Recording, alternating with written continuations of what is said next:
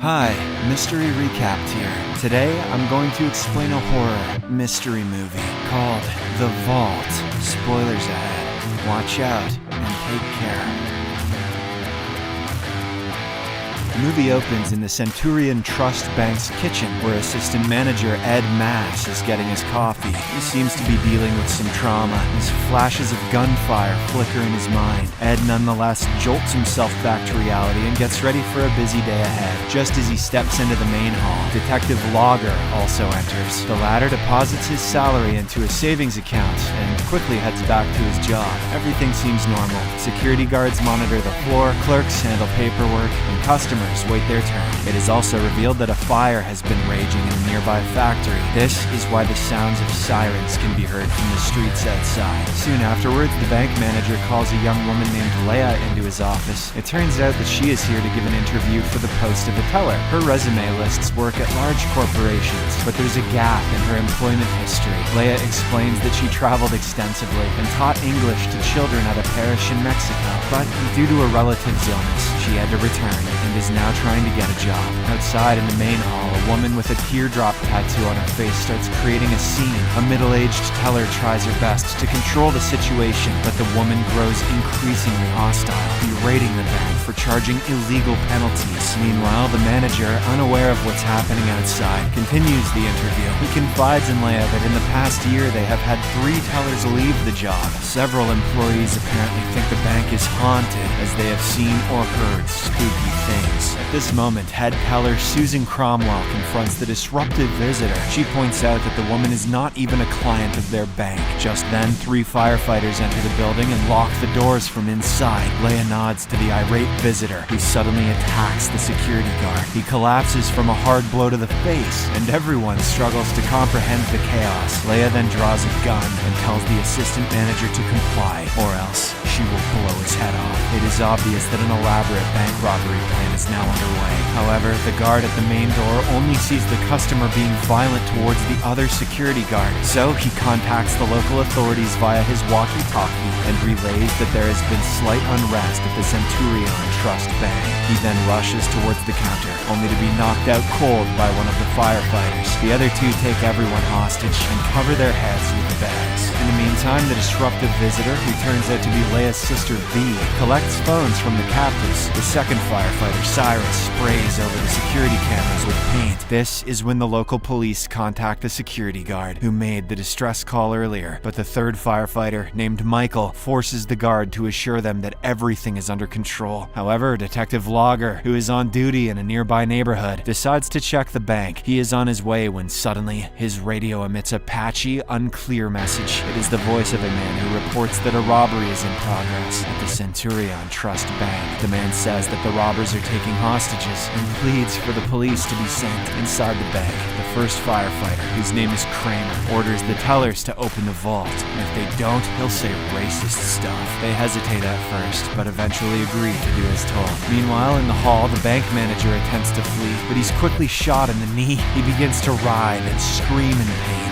forcing Michael to knock him unconscious. Michael then removes his mask and begins dressing the wound while apologizing to the victim. It is obvious that he doesn't want to harm anyone. Back in the vault, Susan finally opens the large safe, only to reveal that it contains a small amount of cash. Kramer then angrily grabs the money, comes out to the hall, and shouts that there is only $70,000 here. All the robbers are dismayed at this revelation. They have put their lives at risk and hurt people for such a tiny amount of money. I tell them to cry about it, but V's already got that covered. While Leia wants to quickly make an exit, V and the others refuse to leave empty-handed. As they are busy arguing, a hostage unexpectedly offers his help. He introduces himself as the assistant manager and claims to know the bank inside out. To prove his sincerity, the man reveals the location of an emergency alarm button and advises them to disable it quickly. He says that if the daily transaction database isn't verified with the manager's PIN, the alarm will be activated. He then promises to assist arrest the robbers if they ensure no one else gets hurt. Increasingly desperate, V agrees and removes the bag from his head. It is revealed that the man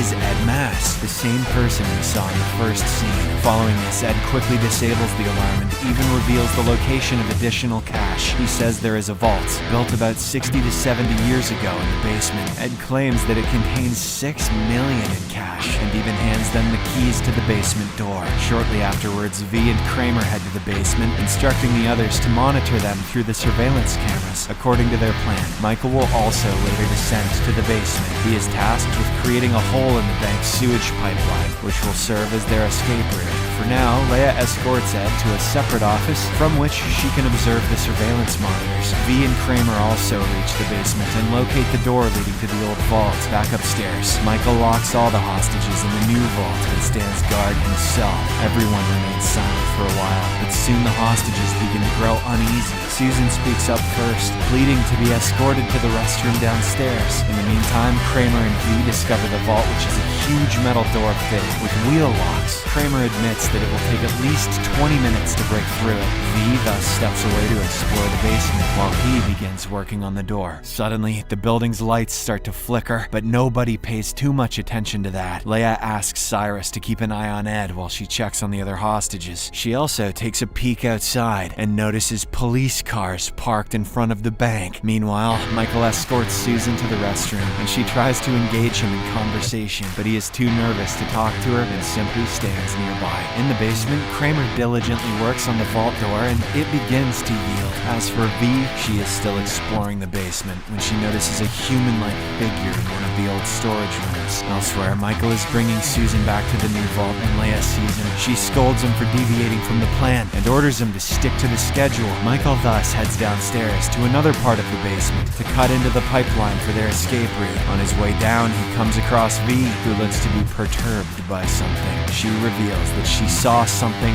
or someone downstairs, which made her feel uneasy. V then heads upstairs, leaving Michael to prepare their escape way. Moments later, Cyrus takes over guarding the hostages while the sisters monitor Kramer's progress in the basement. He seems to have successfully unlocked the vault, but the lights suddenly go out. Kramer, who is about to enter the vault, notices two figures with filthy bags over their heads in the corridor. The number of figures before him multiplies just as the flickering lights grow more intense. On the other hand, Leia and V, who are watching through the surveillance monitor, witness a different scene. They can see no one but Kramer, who now appears to be searching for his weapon. The sisters watch in horror as Kramer is dragged into an old storage room. Michael, who is also in the basement, hears his blood-curdling screams moments later. Confused by what's happening, Leia asks Cyrus to count the number of hostages. The lights flicker again, and the door of the new vault slams shut. This means that the hostages, as well as Cyrus, are now trapped inside. Rather spookily, the door from the main hall to the basement also gets locked. As the two sisters try to open it up, Cyrus begins to see something strange inside the new vault. He notices a person in a white mask among the captives, prompting him to grab his shotgun. Soon after, a group of captives in filthy bags appears out of nowhere and advances on him. The person in the white mask then shoves the shotgun into Cyrus's mouth. Similarly, in the basement, several unknown figures begin to repeatedly stab Kramer. These ghosts have guns and knives. In the main hall, the lights come back on, and V finally manages to open the door. Leia, on the other hand, goes to check the new vault and comes across a strange sight. Cyrus is nowhere to be seen, but the hostages are seated exactly as before. Back in the basement, Michael discovers Kramer tied to a chair with his eyes brutally gouged out. He seems to be pleading with someone, begging them not to do something. But seconds later, he suddenly grabs his drill and punctures his own skull. Upstairs, Leia is confronting Ed when the phone abruptly rings. She answers, and Detective Logger, who is on the other side, demands to speak to whoever is in charge. Leia responds that she will leave all the hostages in 30 minutes if the police don't do anything stupid. She then tries to determine who tipped off the police and concludes it must have been the head teller, Susan. Following this, Leia goes to Susan and inquires about what's happening in the basement. She wants to know if it's something supernatural or just a trap. Although hesitant at first, Susan eventually opens up and recounts an incident from 1982. Apparently, a deranged man tried to rob the bank and held all the employees hostage for days, but the police refused to comply with his demands, and the robber revolver thus made the employees shoot each other. Ever since that incident, no one goes to the basement of the bank, not even the security guards. Obviously, Leia doesn't believe the story and threatens to disfigure Susan. Couldn't you just hurt me? No, I'm gonna disfigure you! This tense moment is interrupted by Michael, who seems to be shaken. He tells Leia about Kramer's death and insists they leave as soon as possible, as something is wrong with this bag. At this moment, V also appears with a bag full of money. Leia quickly informs her about Kramer's death and the police presence outside. She then examines the cash, but shockingly finds that every single one of them is from 1982. Well, that makes sense if no one's gone down there since then.